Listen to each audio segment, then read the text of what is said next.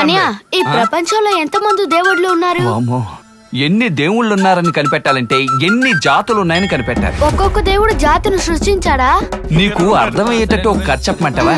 చెప్పు, కానీ ఇంటర్వ్యూ లేకుండా చెప్పు.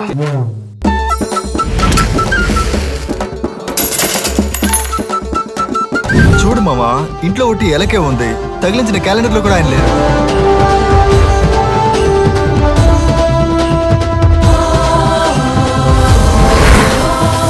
రే అదేరా అంటున్నాను, వినాయకుడు ఎక్కడ లేరు రా, ఒకటి ఎలకేరా ఉంది.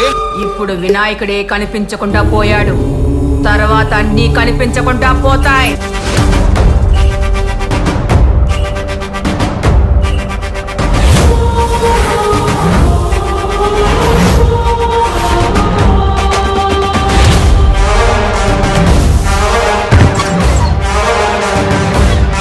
ఇకపైనే గణేష్ ఆట ప్రారంభం. ఏంటి ఇన్ని పక్షులు ఎగురుతున్నాయి? సునామీ గినామీ రాబోతుందా? ఎవరు నువ్వు? గణేశుడిని. నా పేరు నీకెలా తెలుసు? రే నా పేరేరా గణేష్. ఒక ప్రాణం పోతే ఆ దేవుడు కాపాడలేడా?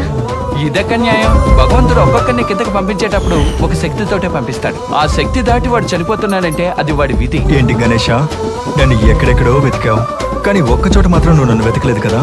వచ్చినప్పటి నుంచి కన్ఫ్యూజన్ గా మాట్లాడుతున్నావు, మెంటలా నువ్వు? రే నేనేరా వినాయకుడిని, నా మొహం చూస్తే తెలియదా?